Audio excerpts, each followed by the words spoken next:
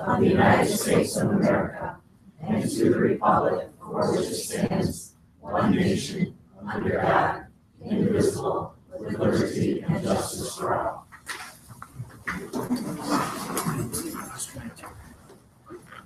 Okay, so start tonight with public participation and recognition. The National Academy of Future Scientists and Technologists Leaders and National Academy of Future Physicians and Medical Scientists Leaders Awards of Excellence. In June, 3 students, Peyton Phillips, Andrew Bachland, and Joseph Saucer, represented DeKalb High School in the state of Illinois at the Congress of Future Science and Technology Leaders and Congress of Future Medical Leaders in Boston, Massachusetts. Our students were surrounded by many fellow high school students who share the same passion, ability, and potential. They were personally taught by some of the greatest living minds in science and technology winners of the world's most prestigious international prizes. These students aspired to become physicians, students, or technologists, including biomedical scientists, software and hardware technologists, engineers, and mathematicians. So, congratulations.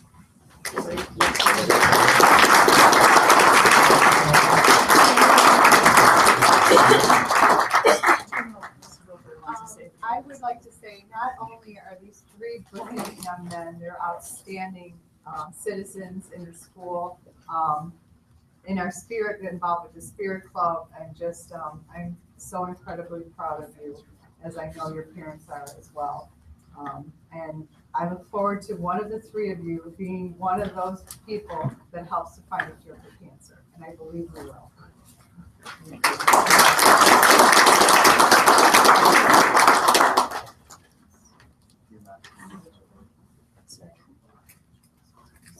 Congratulations.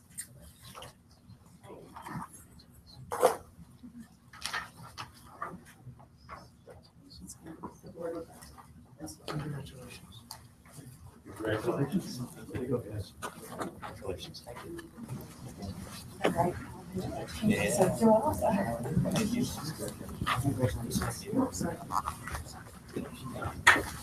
Thank you very much and congratulations.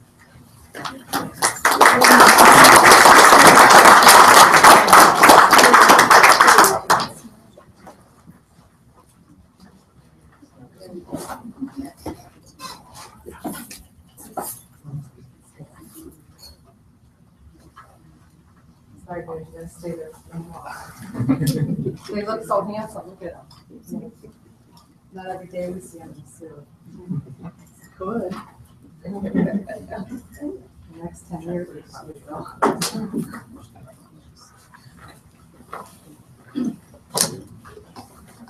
We have a Juvenile Court Services Making a Difference Award recipient, Ms. Carrie McCaslin. On October 15, 2015, Ms. Carrie McCaslin, Dean of Students at DeKalb High School, received the Juvenile Court Services Making a Difference Award from DeKalb County Court Services.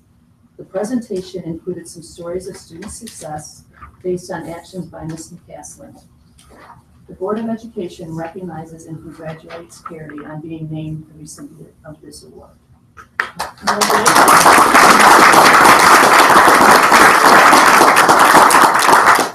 I was fortunate to have been invited at the award ceremony, and I just wanted to share with the community some of the things that were brought forward about some of the things that Ms. McCaslin has done for our students. So this is, I asked him if I could have his notes so I could share it with you. And what he said was, for the students and families at DeKalb High School to have someone like Carrie, who with all realistic, compassionate, generous guidance, brings a gift for the whole community. Shared 2 stories. Let me share some examples of how Ms. Mack goes above and beyond for her students. One pregnant teenager on her caseload struggled throughout the entire school year with attendance at school and her ability to focus when she did attend classes.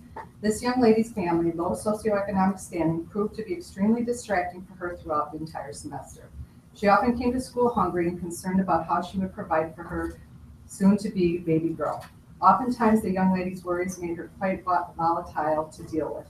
No matter how many things this youth did to burn her relationship with Miss Mack, which were plentiful, Ms. Mack continued to be there for her.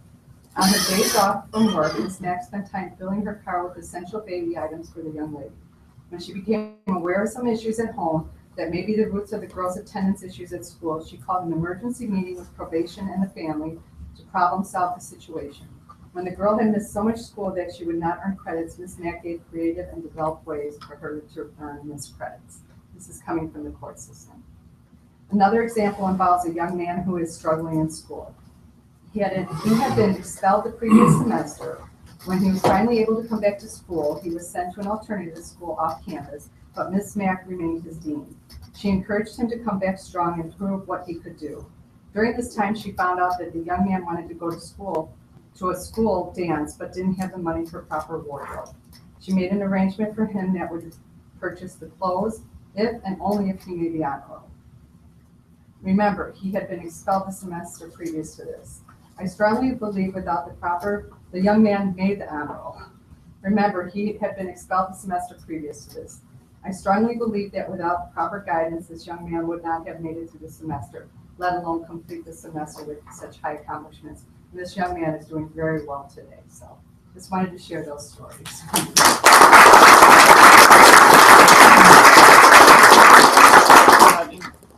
Carrie is the one who started our Spirit Club, which is The kids started it, I The just kids jumped with- on. but she's always there to support all the kids in the building, always a kind word, so congratulations, very well deserved.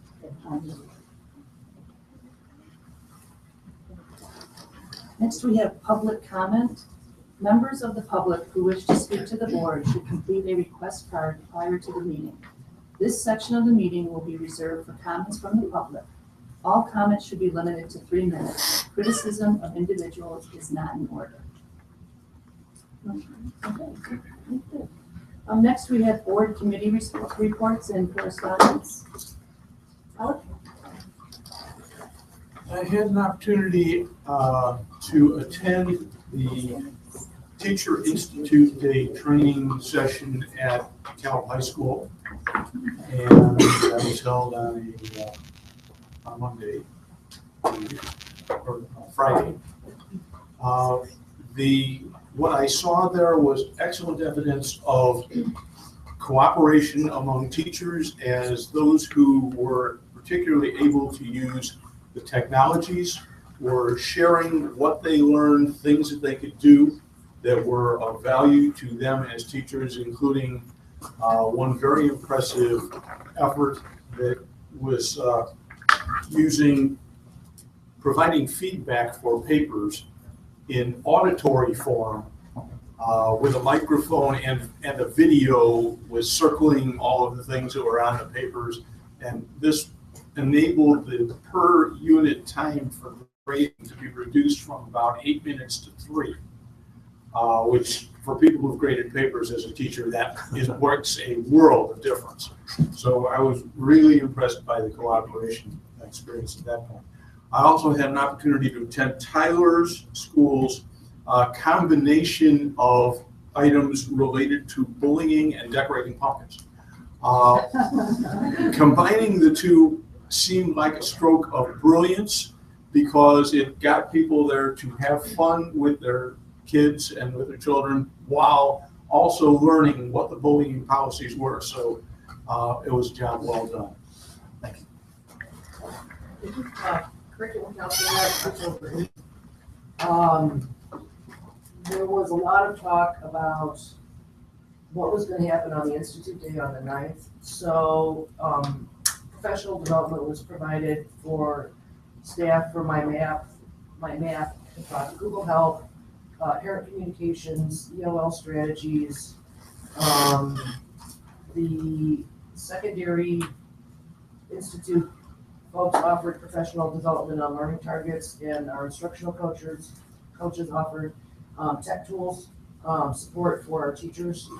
And then the related services department on that day used the Institute Day for goal setting. There was an update from the CNI team on technology, and sounded like things were going really, really well in that area.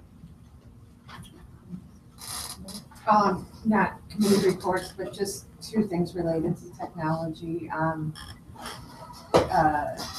just in the last couple of days, someone came up to me and told me we were having a conversation, and they brought up one-to-one technology, and they had a neighbor who, middle school student who was not doing well and referred to summer school, and now he is doing great, and they think that part of that, they're attributing that to the technology because how much he's taking ownership of his learning. And so just a compliment that came our way. And then last night when we were doing our bedtime routine with my 9-year-old son, who is a very reluctant reader, he said to me, "Can I go on your website?" And I was reluctant because it was bedtime. And I said, "Well, what website?" And he said, "Maya." I said, "Yes, you can." And so he went and did some reading, and was very excited to have a book that interested him. So, yeah. Same experience. I ran into a parent and was able to talk for 15, 20 minutes, and same thing that you said there. You know, they are, the kids and the parents seem to be accepting this one-to-one very well and are happy and learning. So it looks good so far. I have a few things here too. The elementary PE teachers on Sunday held their 4th annual 2-mile fun run walk over at Huntley Middle School.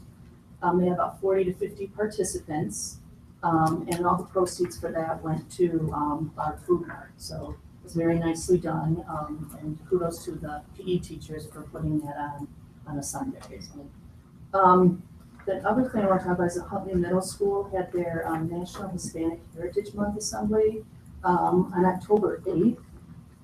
It was a really neat assembly. It was planned and performed by students. So it was really neat to see them involved. The assembly included a parade of flags from Spanish-speaking countries, dances, songs, and Hispanic heritage information to the students. But what really impressed me too is not only what the students did in getting up in front of all of their peers, was how the students at Huntley behaved during the assembly. They were extremely respectful and engaged, and to get 900 kids in a gym and to sit there and pay attention and participate along was really neat to see. So congratulations, Tom, on that. Very nicely done. Then a few things from the sports. Just want to let DeKalb football won at Yorkville last Friday night, and with that win, they are conference champions for the 2nd consecutive year. So great job for that. Senior Mary Ellen Green qualified for the state tennis tournament in singles play. She qualified by taking 2nd in the Belvedere North Sectional last weekend. So, and I hear she gets to ring the bell tomorrow at 1:30. So if anybody can come out to that and cheer her on, that would be great. We also have a golfer. I don't know. Yep, and then that's my next question. And then junior Austin Freeman last weekend competed in the state golf meet and placed 13th overall in the state. So great job there also. And then our Enharmonica Fusion group is entered in the Macy's All-School Acapella Challenge, the competition for elementary, middle school, high school, and college groups. Each group had to submit their original version of I Want You Back by the Jackson 5. In this group, with the help of Travis Erickson, submitted an entry into this contest by taking time after school to go ahead and make a video. And Melissa's got it all queued up here, and I just want you to see what they did, because I think it's phenomenal.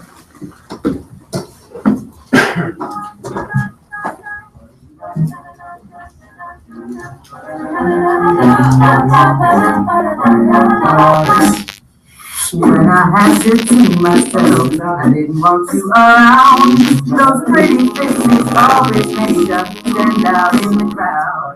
But someone reached out the first one, that's what all it took. Now it's much too late for me to take a second look. Oh, baby, give me one more chance. Won't you please bury back in your heart? Oh, darling, I was dying to let you go. But now since I've seen you in his arms, Yes, I do now. Ooh, baby. Yeah, yeah, yeah, yeah. Na, na, na, na. Oh, baby, give me one more chance. Won't you please let me back in your heart? Oh, tell me now what time to let you go. But now since I see you, I'll be back.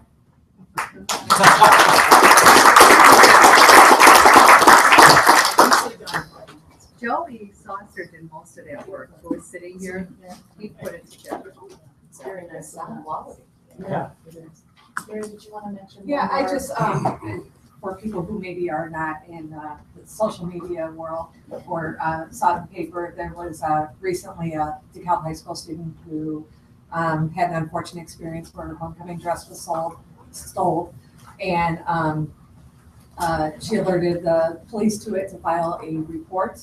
And the police officer took it upon himself to take her to Maurice's and buy her a new dress so that she could go to homecoming that night. And then gave her an escort, I understand, to the dance. And there was a customer who even helped pay for it. And, I just thought it was an outstanding story and wanted to make sure that we mentioned it during the session. Believe it or not, I think I read that online in the newspaper. I think it was in a So newspaper. even though I don't have a lot of social media, I was still able Yeah. to learn Yeah, about this the whole paper thing. did cover. Okay. Next, we have approval of contract agreement with the DeKalb Federation of Support Staff. Approval of contract agreement with the DeKalb Federation of Support Staff. This is an action item. That the Board of Education approve the negotiated bargaining agreement reached between the Board of Education negotiations team and the DeKalb Federation of Support Staff. Do I have a motion? So moved. Second. Roll call, please. Mary Hess, Yes. Karen Malat, Yes. Victoria Newport, Yes. Howard Sullivan, Yes. Fred Davis, I'm saying. Vicky Hernan Faber. Yes. Next, we have presentations. Bar Booster concession stand request. Yeah. And this is an informational item. Nick DeKalb High School. Since I've taken over in July, the Boosters Club has been speaking to us a little bit about their current concession stand and some ideas that they would like to do moving forward. So Rochelle of Barclay spoke with me about it, and we decided to put some things together, and she'd like to present it to you guys tonight. This is Rochelle of Barclay. She's our Booster president. Good evening, everybody. Oh, you're just gonna do it, all right. So just to let you know what our current concession stand is, it's an old construction trailer that was used out on construction sites that was donated when the new high school was placed. So this is on the north end of the football field, opposite of where the school board or the scoreboard is. Okay. This is the inside, and usually we have about 10 people working in this trailer during a football game, and so it requires you to just kind of stand in spot and toss things from one end of the trailer to the next. And you could see the windows. Go ahead, Nick. Here are the serving windows that we serve out of. So they are about up to here on me, and I stand about 6'2". So you have to be fairly tall to be able to see into those windows and get your items. We've also run into some issues. The windows are just normal storm windows. They don't lock. And so you can be on the outside and just kind of open them up. So we're having to pry them shut. And then also you can see the door jam there. People are sticking things in the doors, trying to get in there to get inside the access. And so we would like to propose, or we would like permission to pursue the idea of building a new concession stand. It would sit right here at the entrance of the gate, which is on the north side of the field, and it would extend through about 3.5 sections of this fence. As you can see, we're straight opposite of the scoreboard, and there's a fairly deep walkway there. Those blocks are about 6 feet wide by 6 feet wide. So we wouldn't cross into the track, and you would still have about 20 feet between the edge of our building and the start of the blacktop. So there's a significant area there that we would have to work with. So this is kind of just my PowerPoint drawing, because I'm a nurse, not an architect. But there is a existing maintenance shed there where we have the very front corner. It's about 40 square feet of space that has a big counter on it. And then you saw the entrance gate. And so what we were thinking is that we would take that little shed that we just had, that's the ticket takers, and we would put them on this side of the concession stand so that it would be a dual purpose. You could buy your tickets and get into the football field through there. And then we would be able to sell concessions out of these two windows.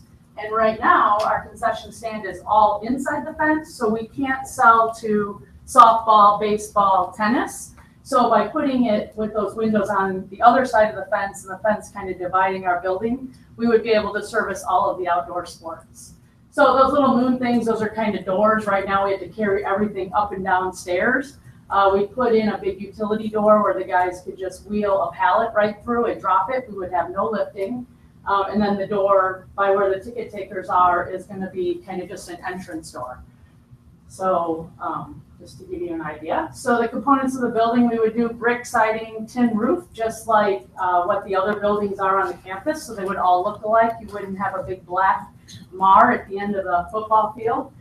We would put running water in there because right now we have no running water in the trailer. So if we're going to do hot chocolate, wash our hands, do any of that, we have to leave the trailer and go all the way over to the maintenance shed and get all of that and carry it back and forth. So frequently you'll see people carrying those big Gatorade buckets full of water to get that back and forth. And that's tough on the volunteers when you're asking them.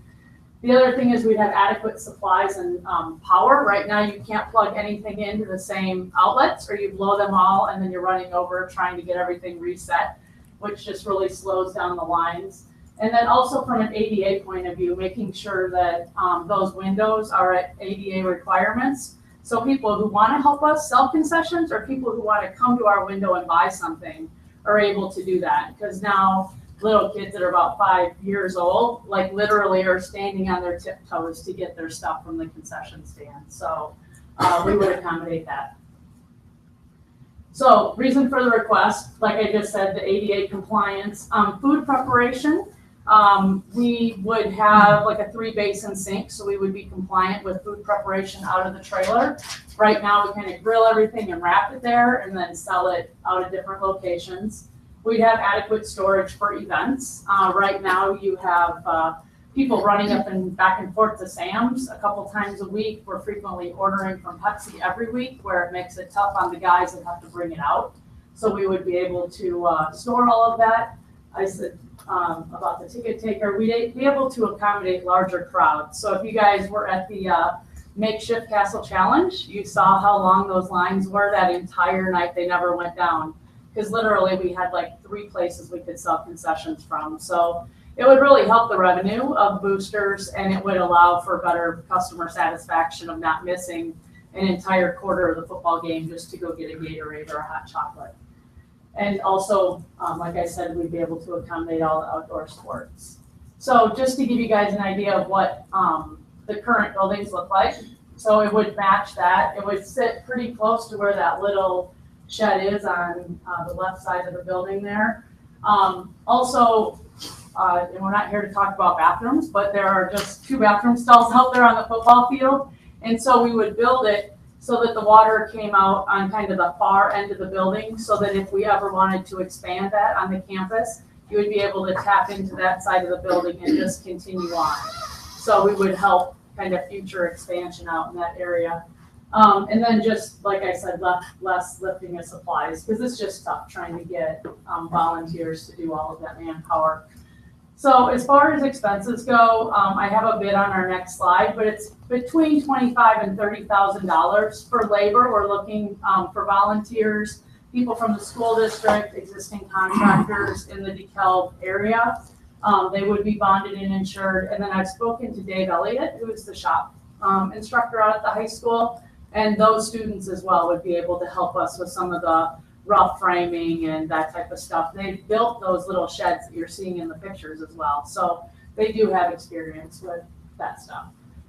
This is just our first estimate. I did not fish around for who could get me some estimates because I didn't want to put all of that work in up front and then have you say, no, we're not interested in you pursuing it. So I would get a couple more estimates. There is a large labor fee in here that is not taking into account any volunteer time. So where he has aluminum siding, we would need to change that to brick. So it would kind of just offset labor for brick. And I do want to state one thing, while I was having a hard time sleeping last night. If we are going to expand that building, I would also like to throw out there that the solid side that we would expand on, to see if we could do maybe aluminum siding on that side.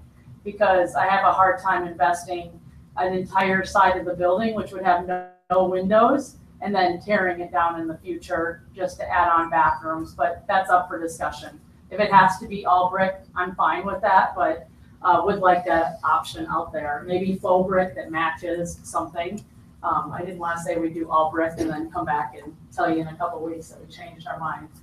So as far as finances go, unfortunately our treasurer's dad passed away. I was trying to get some historical data. She has all of that, but I did want to let you know what last year's fiscal report looked like.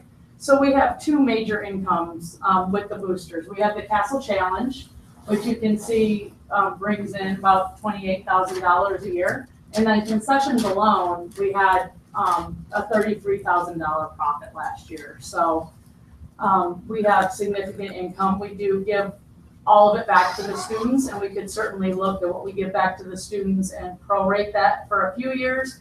We could do it all in 1 year. I mean, we're really just kind of open to discussion and options as we discuss it on the booster board. So go ahead. So ownership and funding, this is important. We're willing to pay for this construction. Of course, we take donations, but we do have the budget to do it. But ultimately, the building would become yours because it's a permanent structure that's going to be on the high school property. So basically, we're building it for you. We have spoken to First National Bank, and they have told us because of what our bank accounts look like, they would be willing to give us a loan so that then we could pay them back. We do have an endowment account, which has enough money to cover the entire construction project. We are looking at some options of lifetime membership, where for $1,000, you could buy a lifetime membership, and then you would have 2 adult passes to any of the regular season sports. And then we would do a brick engraving so that you would be on the concession stand permanently. And so we're just getting ready to start that drive. We would hate to start getting $1,000 memberships and then say, no, we don't want a concession stand. So we haven't really been pushing it. If you've seen me out in the public, I have been talking about it with my fingers crossed. We could do some fundraising, and then also, like I said, we could do some booster budget planning in the future. So our next steps are your approval, first of all, to pursue it, and then taking it to the Regional Office of Education for approval, because we will have to work through them once we have your blessing to do it. Obtain formal blueprints instead of my PowerPoint drawings, and then also get a real true picture of what labor and expenses are going to look like. I know working with Tammy, we're going to get key swipe cards in there instead of just keys, so that not everybody and their brother can have a key and have it made, and we'll get kind of the right garage door, so we're not breaking openers and all of that type of stuff that is throughout the school. So that is my presentation.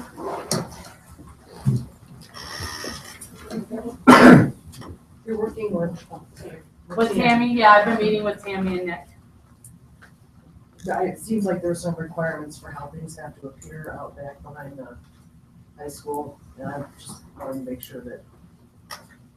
Tammy, can you talk to that? There are still a lot of unknown variables with this. Until we have the opportunity to sit with the architect and talk about the requirements for that building and estimated cost from his vantage point, that's when we will really have more hard dollar amounts for the boosters to know what this would cost. And with all of that information in place to move forward, we also always need the ROE's approval to make sure we're meeting all school and building codes. once we have your approval to move forward, that's when the next part of this takes place. It could go all the way down, and now we find out it costs X thousand more dollars, and boosters may or may not decide to proceed with it. So we didn't want to put that time and effort into it without getting your feedback and support. Yeah, my gut feeling is the cost is about a third of what it's going to be.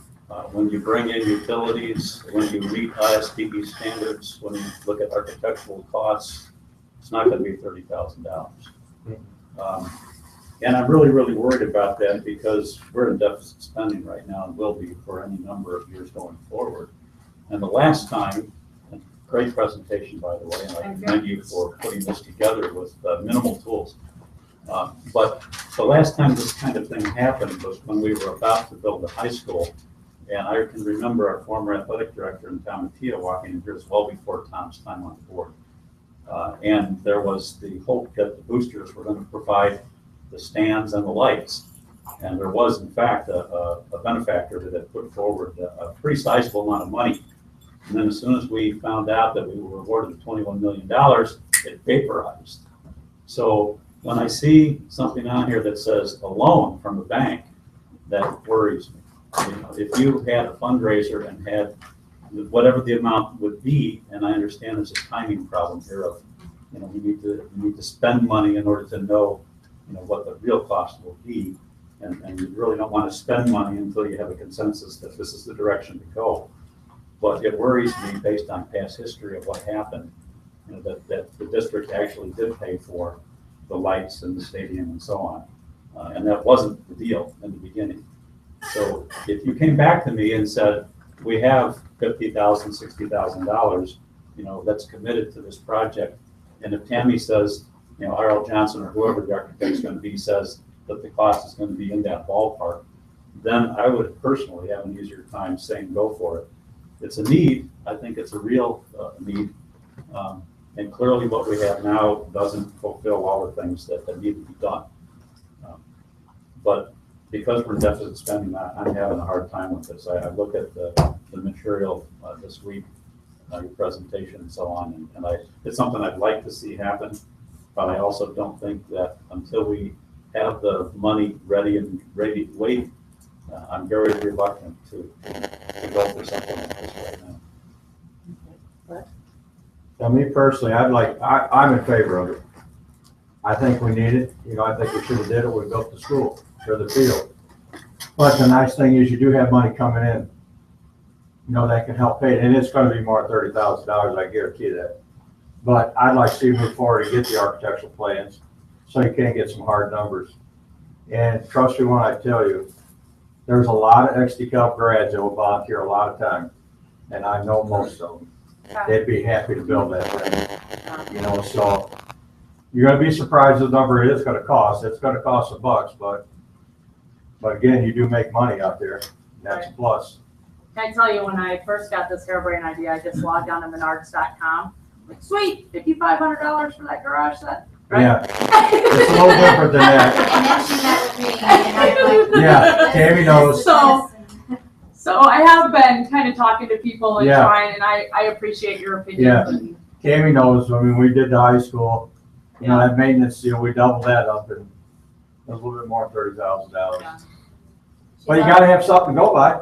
She's also figured out, when she asked me, one of the questions in the meeting was, so we've got that long weekend, or we've got a break in sports in like October, Yeah. like a week or two, can we get it done in that time? And I'm like, Yeah, let's right. talk about a timeline Yeah. for It's construction. good to be happy, but we got to be real.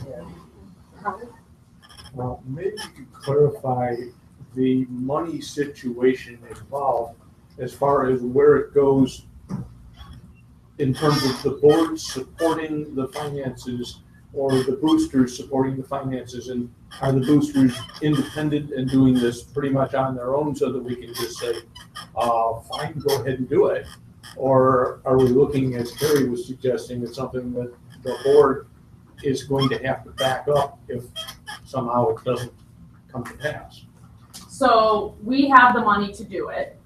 When I talk to the bank, between the endowment account and what we bring in every year, we have the money to build it.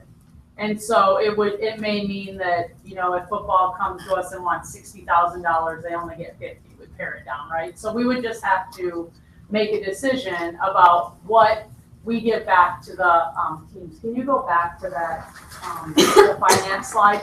Because on the top was all of our income, and on the bottom is all of our expenses. And so here we have scholarships. We give out scholarships. We're not going to change that. Senior night, taxes. This team concession payout right now, for everybody that works concessions, they get a quarter of the money that they earn. So if we have $5,000 income on a football night, then they get like $12.50 for that one night, and they get that every week. So maybe we can go to the coaches and say, hey, for this school year, I mean, this is just throwing it out there, we're gonna build a concession stand. Can you do without $14,000? I mean, that's a huge chunk of money right there that we just give back to them for working concessions, right? Just for one school year. Team endowments, this $40,000 is what we pay in football outfits, pads for the volleyballs, new wrestling gear, whatever they call it, singlets. So that's what, whenever the coaches come to us and ask for anything, that's what we paid out last year was $40,000, $875. So we could definitely par that down and just say for this year, this is what we have for a budget, and the rest of it can go to the garage. So we do have wiggle room. I mean, right now we have nothing that we have to save money for, right? So you can see that we brought in $83,000. We had $78,000 in expenses and still ended up with a net of $5,400, telling everybody yes. So that's without us pulling in any of the reins. So, yes. Have you had any meetings yet with coaches about the maybes? So, Coach, we haven't. About this idea. Coach Weckler's Not all for it. formal. We've met with coaches in passing and in discussions. We haven't had a formal meeting with the boosters, but Yeah. there are coaches that are aware that this idea is out there and that actually there's the coaches that figure ideas. I think most people would be willing to wear a beat up uniform for an extra year or two. Right.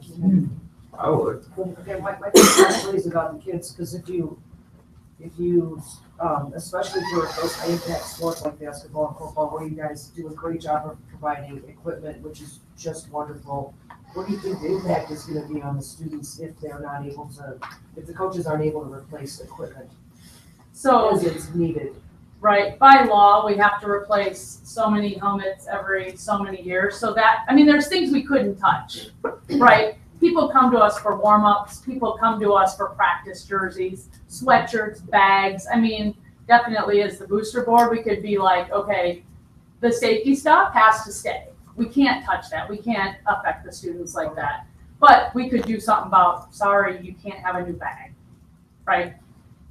So definitely, I wouldn't want to hurt the students. I just wanted to picture. Yep, And you guys have your own tax ID numbers along with being your name, right? yep. Okay. Yeah, we're not going to be going under anybody else's name. And then my second question is the Castle Challenge going to continue with Castle Bank being that? It is. It just won't have the same name. Okay. Yep. And actually, January, they're going to reveal the new name. It's a Okay. basketball game. All right, thank you. Anybody else?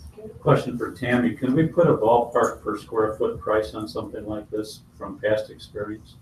I couldn't stand in here today and get that for you, Carrie. It's really, a lot of this will depend on the location of the current utilities and how much it is going to take and the distance if we do have to bring utilities into that specific location.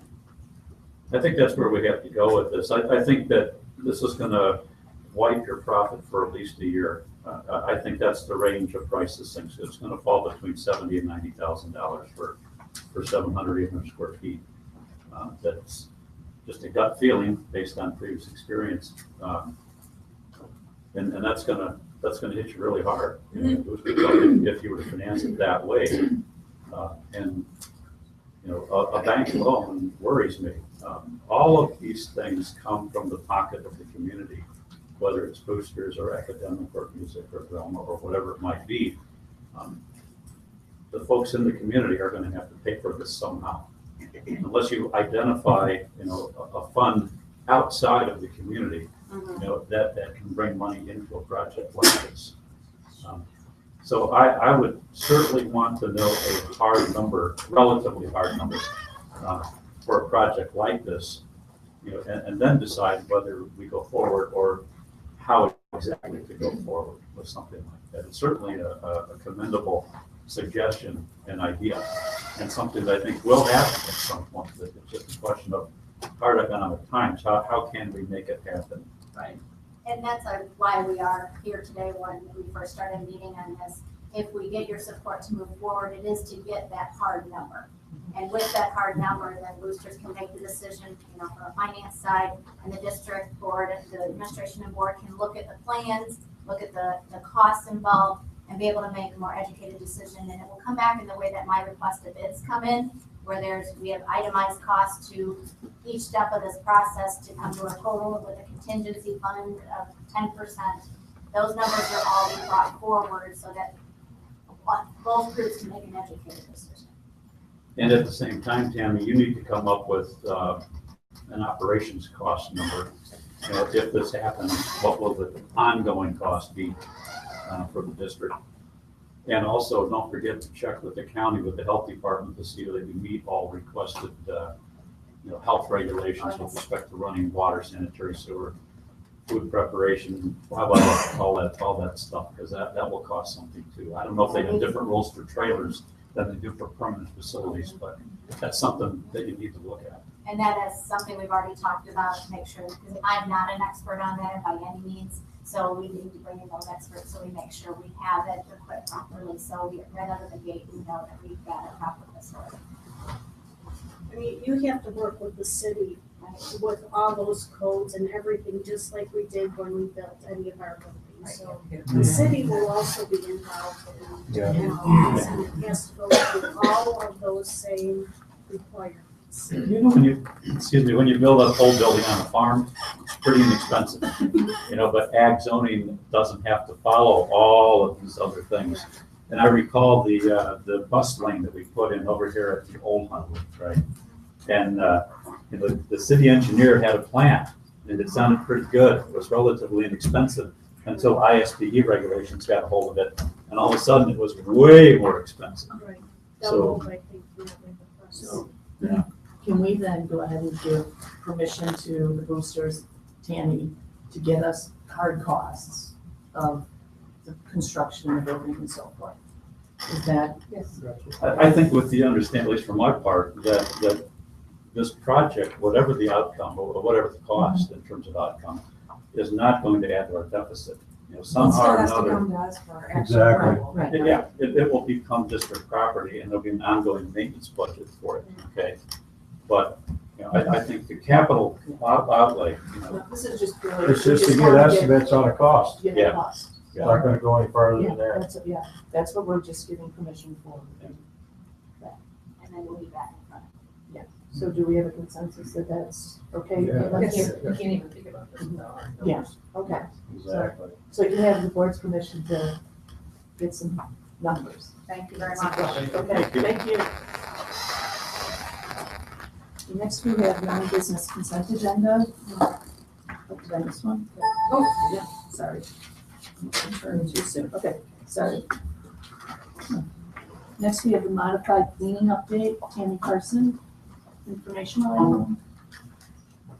When I came to the board in July and you approved the modified cleaning schedule that we now have in place, we talked about dashboard items and bringing information back to the board to make sure that we're keeping everybody informed of how this is progressing.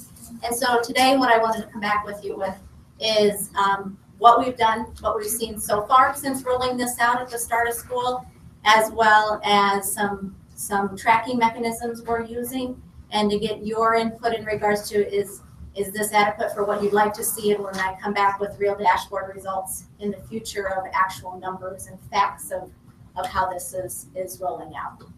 I did want to take a moment and introduce two individuals to you from our custodial management team. Steve Lavender is our custodial supervisor. He handles most of the day shift inspections and discussions with day shift. And then Frank Tegas is our night custodial supervisor. He works with our second and third shift staff on a regular basis. Both of them conducting the inspections and check-ins and that, but they're doing with different groups of people. And then the three of us are working together as needed for the rollout. So I do want to say, as we've rolled this out, as you would expect, we had some bumps in the road, some things we had to work through. But all in all, I believe it's really has gone very smoothly. Knock on wood, we haven't had any requests for additional cleaning except one for an extra cleaning night, and that was, we had a sub custodian, or I'm sorry, a sub teacher in that day, and when the custodians went back to clean that night and they looked in the room that was not to be cleaned, they realized how much it needed it that night because the sub was not aware of all the expectations involved. So we did opt to clean that room an extra time that night, and we have had one request as it relates to extra cleaning due to illness. But when we asked questions about it, we found out it was four students total, 3 in one classroom, 1 in another, but same grade. But that was the Tuesday after Columbus Day. And those children had not been in the classroom since the previous Thursday morning because we had a 4.5 day weekend. Since then, the room had been cleaned. Not only its normal cleaning on Thursday night, but we actually did extra cleaning on Friday and Monday when the custodians were working and students weren't in the building. So we denied that request, but that is the only one we've received due to additional because of illness. That was a concern going into this. If you remember, was the C increases in illness and how many extra cleanings are we going to have, and do we have enough hours, and how will that affect the budget? And again, knock on wood, we've done really well that we haven't had it. As Steve and Frank have been around to the buildings, we've talked to many individuals. We have a rotation for 3 different types of 2 inspections and 1 type of check-in, and they have expectations in place for the frequency they must do those at each building, and a Google Doc that they track all the details on that feeds into a spreadsheet, which will provide me the detail for the future. But all in all, I did know, we had some bumps when it came to, I think it was more teachers getting into the habit or routine of like putting their garbage can out or stacking their chairs and things like that. And so we've worked with those teachers and with those principals, and we've really worked through a lot of those even that have come up. Occasionally there'll be 1 or 2 here that might forget or get busy, or it's just a really excessive day, but nothing that is delaying our cleaning time. We're able to keep on schedule. Our custodians are not putting in extra hours outside of the schedule that I outlined in July. So all in all, I'm very pleased with how this has transpired in the last 2 months. Questions for Tammy? Thank you. Can I ask one other thing before I said, if there is anything that you'd like to see tracked beyond what you've seen that's been brought to you tonight in the 2 inspection types as well as the check-ins, there's data that's not in here that you'd like collected to bring forward at a future meeting, please just send me an email or let me know so that I can make sure we're tracking it properly and have the data for you when you're ready. Yeah, so I just want to ask if you're satisfied with the data that you're getting. You talked about the dashboard. You believe that you're getting that kind of information that will be suitable for a dashboard type of? I very much do. We will be pulling in financial data to it also. At this time, it's the supervisor's data, what they're observing, and pulling back through these. And these relate not only to cleaning, these also relate to performance of our custodial staff. They relate to ROE violations that relate to inspections that we are required to follow, fire code. There's many levels to this that they are able to get out and check these things on a more regular basis than I ever was able to before. And I do believe we're kind of ahead of the game with this. So this information will be beneficial to the board and administration as we continue to move forward with this. Thank you. Next, we have the non-business consent agenda. This is an action item that the Board of Education approve the non-business consent agenda items A through G. I'd like to ask for the removal of item 7C to become a separate item. Do I second his motion? Second. Okay. Roll call, please. Mary Hess, Yes. Karen Millett, Yes. Victoria Newport, Yes. Howard Sullivan, Yes. Fred Davis, Yes. Vicki Bernard Taylor. Yes. So now we have that the Board of Education approve the non-business consent agenda items A, B, D through G. Have a motion? Second. Okay. Any discussion on those? Okay, roll call, please. Karen Black, Yes. Victoria Newport, Yes. Howard Solomon. Yes. Davis, Yes. Vicky Aaron favor, Yes. Mary Beth. Yes. Okay, next is business consent agenda. Oh, we did. Okay, so now we'll vote on 7C. Roll call? Fred Davis, Yes. Vicky Aaron favor, Yes. Mary Beth, Yes. Karen Black, Yes. Victoria Newport, Yes. Howard Solomon. No.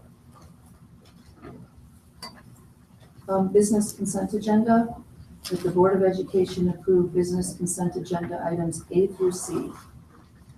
Howard Solomon, Yes. Fred Davis, Yes. Vicky Aaron favor, Yes. Mary Beth, Yes. Karen Black, Yes. Victoria Newport. Yes. Next, we have new business administration. Proposed change in the recruiting and hiring process. This is an action item that the Board of Education approve an additional FTE for the Human Resources Department to implement the proposed changes to the district hiring process. Jim, or any discussion? Nothing new that I didn't for that Okay. last time. All right, any discussion? Okay, roll call. Motion. Oh, sorry. So moved. Second. Okay, roll call. Howard Solomon, Yes. Fred Davis, Yes. Vicky Aaron favor, Yes. Mary Beth, Yes. Karen Black, Yes. Victoria Newport. Yes. Next up is employee insurance renewal. This is an action item that the Board of Education approve the renewal of the employee health and dental programs with changes in the health plan program as outlined. Do you have a motion? So moved. Second. Any discussion on this? I would like to point out that this proposal before you tonight is one that came out of the insurance committee. I would be remiss if I failed to say that the insurance committee did a great deal of working with this and came out with a proposal that took the scenario A that I presented last time and pared some things down and tweaked it a bit. And I feel very good about the work of the insurance committee of this proposal. Any other discussion? Okay, roll call please. Vicky Aaron favor, Yes. Mary Beth, Yes. Karen Black, Yes. Victoria Newport, Yes. Howard Solomon, Yes. Fred Davis. Yes. Next, purchase of School Connect, a social emotional curriculum.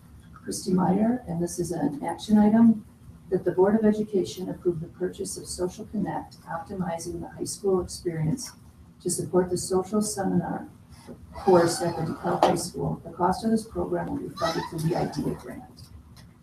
Do I have a motion? So moved. Second. Christy? Do you wanna- Any questions that Any you have on questions? the materials that I sent you?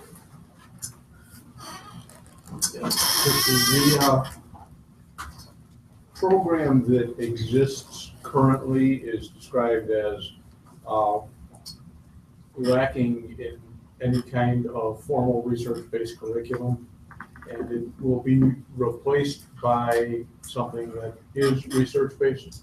Is that That is correct. It's research-based and it is aligned to Common Core speaking and listening standards as well as social emotional standards, learning standards. Can you give an example of some speaking and listening standards? What's in that? Sure.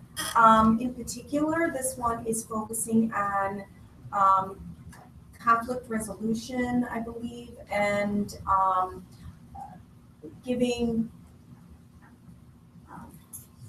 let me put it in the right sense, listening to a speaker, being an active listener, and also providing reciprocal communication. a way to problem solve real life problems in a collaborative manner. That's not verbatim, but that is one of the speaking and listening, that's the essence of a speaking and listening standard. But we've been running this now for several years and have been doing without the curriculum exposed. And how do we get away with doing that, and why not? Okay. I have no doubt that the teachers who were teaching these classes in the past were teaching it, had developed something that they absolutely thought that the students needed and followed the description within the catalog for social seminar. This program is going to support the social seminar class. We now have Common Core state standards that we need to adhere to. And so when we have actually 3 new teachers who will be teaching this material, and they don't have the materials from which to teach. That made us reflect upon quickly what material should we use to teach this course, and that made us go to something that's research-based and as well as aligned to the Common Core speaking and language standards, at speaking and listening standards, as well as the social emotional learning standards. Howard, just so you know, the Joint Council reviewed this at the meeting on the 8th, and there was a unanimous 17 and nothing vote to let it go through. Thank you. That helps. Karen, would you? What is it, Tim, what's that in middle school called when you start daylight with advisory? So is there like a vertical alignment with what they're learning in advisory so that it's transferable to, doesn't advisory focus on social emotional learning? So that it transfers, they're learning a foundation maybe in middle school, and then we did not take a look at what the social emotional curriculum that they are using in our advisory to decide upon this program. I'm going to be honest with that. However, that's why we should be looking at the social emotional learning standards and the Common Core speaking and listening to do both.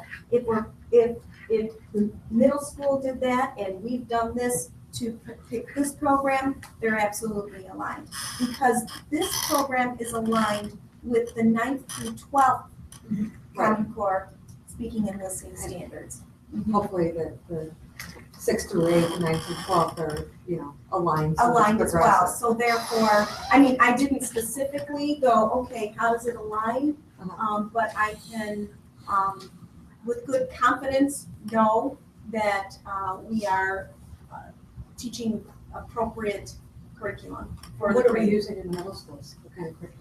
The counselors, clinicians, and a few teachers get together, and they start with the Illinois social emotional learning standards, and then they develop from there with some online resources and things like that.